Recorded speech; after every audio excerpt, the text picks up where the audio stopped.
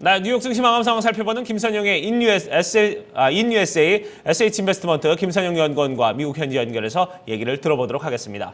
연구원님 안녕하십니까? 예, 안녕하십니까. 김선영입니다. 네, 3대 지수 모두 다 약보합권에서 마무리가 됐습니다. 초반 출발은 상승세로 출발을 했는데 마지막은 좀 마무리가 좋지 않았네요. 자세한 내용 전해주시죠. 예, 그렇습니다. 오늘 뉴욕 증시는 장중 등락을 거듭한 후 3대 지수가 모두 소폭의 약세로 거래를 마쳤습니다. 세계 최대 SNS 업체 페이스북이 비용 증가에도 불구하고 예상을 상회한 분기 실적을 발표하면서 오늘 4.6%가 상승해 사상 최고치에 올라서고 중국 증시의 연이틀 급등 그리고 추가 부양책에 대한 기대감으로 유럽 증시가 일제히 상승세를 지속한 데 따라 개장 초 뉴욕 증시 역시 상승 랠리에 동참했습니다. 하지만 12월 FOMC에서 금리가 인상될 가능성이 높아지고 있는 가운데 연준의 결정에 가장 큰 영향을 줄 내일 발표될 10월 미국의 고용 지표를 앞둔 경계 심리가 짙어지면서 오늘어 주가 지수들이 일제히 하락 반전되기도 했는데요. 전문가들은 비농업 부분의 고용이 약 18만 건이 증가할 것으로 실업률은 전달과 동일한 5.1%에 머물 것으로 예상을 하고 있으며 만일 예상을 상회한 결과가 발표될 경우 금리 인상은 불가피할 것이라고 관측하고 있습니다. 오늘 업종별로는 운송, 은행, 자동차 부품, 소매, 건강보험사 그리고 어페럴 업종이 상승했던 반면 에너지, 바이오텍, 주택건설, 제약, 태양광 그리고 반도체 업종이 하락했으며 오늘 10년 만기 국채금리는 어제보다 상승한 2.245%의 거래를 마감했습니다. 네, 자 이렇게 증시 마감 상황 좀 살펴봤고요. 연준 인사들의 발언들이 좀 계속해서 나오고 있는데 데니스 로카트 애틀랜타 연방준비은행 총재도 금리 인상해야 된다고 주장을 했다고요.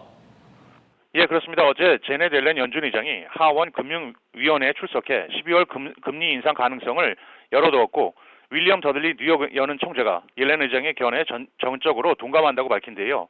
오늘은 연준 내 대표적인 매파 인사인 데니스 로카트 애틀랜타 연은 총재가 12월 금리 인상을 지지한다고 말하는 등 연준 내 유력 인사들이 연이어 금리 인상을 주장하고 있다는 소식입니다. 로카트 총재는 스위스의 베른에서 열린 컨퍼런스를 통해 미국 경제가 강한 성장세를 보이고 있고 고용시장 역시 개선세를 지속하고 있으며 물가 상승률은 연준의 목표 수준에 빠르게 접근하고 있지는 않지만 적어도 떨어져 있지 않다고 말하면서 연준이 조만간 금리 인상에 나서는 것이 적절하다고 밝히고 있습니다. 오늘 특징 종목들입니다. 오늘 폐장 후 세계 최대 미디어 업체인 월트 디즈니가 분기 실적을 발표했습니다. 월트 디즈니의 지난 분기 순이익은 주당 1달러 20센트를 기록해 예상을 6센트 웃돌았지만 매출이 135억 달러를 기록해 예상에 다소 미치지 못한 데 따라 주가는 현재 시간 외 거래에서 약 보합권에 머물고 있습니다. 어페럴 업체 폴로 랄프 로렌은 지난 분기 예상을 대폭 상회한 주당 2달러 13센트의 순이익과 함께 연간 전망을 상향 제시하면서 오늘 15%의 폭등세를 보였고 반면 유기농 슈퍼마켓인 홀푸즈는 예상을 4센트 밑돈 주당 30센트의 순이익과 분기 매출의 증가세가 최근 5년 내 가장 적었다는 뉴스로 2%의 하락세로 거래를 마쳤습니다. 온라인 여행 예약 사이트인 익스피디아가 총 39억 9천만 달러에 매입한다는 뉴스로 여행지 숙박 공유 업체 홈어웨이가 25%의 폭등세를 보였으며 통신 반도체 업체 퀄컴은 예상을 웃돈 분기 실적에도 불구하고 경쟁 심화를 이유로 다음 분기 매출 전망을 하향 제시하면서 각 증권사들의 투자 하향이 쏟아지며 오늘 15%의 폭락세를 보였습니다. 마지막으로 식품업체 크래프트 하인즈는 비용 절감을 위해 미국 공장 6곳과 캐나다 공장 1곳을 폐쇄하고 이에 따라 2,600만의 감원이 단행될 것이라고 밝히면서 오늘 0.5% 하락했고 오늘 폐장 후 다소 부진한 실적을 발표를 하면서 현재 시간 외 거래에서 2%대의 추가 하락세를 보이고 있습니다. 네, 자 이렇게 증시 이슈와 특징 종목들도 좀 살펴봤고요. 자 이제 경제 지표와 일정들도 좀 체크를 해보도록 하겠습니다.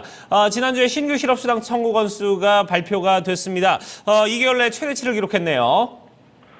예, 그렇습니다. 연방노동부에 따르면 지난 주간 미국 내 신규 실업수당 청구 건수가 이전주 대비 16,000건이 늘어나 2개월 내 최대인 27만 6천 건을 기록해 당초 26만 2천 건이었던 예상을 상회했지만 35주 연속으로 주요 기준선인 30만 건을 하회한 것으로 나타났습니다. 변동성을 줄여서 추세를 보여주는 4주 이동평균 청구 건수는 3,500건이 늘어난 26만 2,750건을 기록했고 연속 수급자 수는 11,500건이 줄어든 216만 건을 기록하게 됐습니다. 마지막으로 내일은 노동부의 10월 비농업 부분 고용지표와 실업률, 연방준비제도가 발표하는 9월 소비자 신용 등의 경제지표와 함께 시그나, 매그넘 헌터, 윌리엄 라이언 홈스, 벅셔 헤더웨이가 지난 분기 실적을 발표할 예정입니다.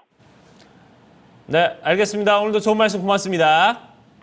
예, 고맙습니다. 네, 자 이렇게 미국 현지 연결해서 저희가 뉴욕 증시 마감 상황 체크를 해봤습니다. 3대 지수 모두 다 얘기 들은 바대로 등락을 거듭하면서 결국 이제 약세로 마감이 됐습니다. 그러면 지수별 흐름은 좀 어떻게 좀 흘러왔는지 자세히 좀 알아보도록 하고요. 또 지수에 영향을 미쳤던 외신 소식도 함께 체크를 해보도록 하겠습니다.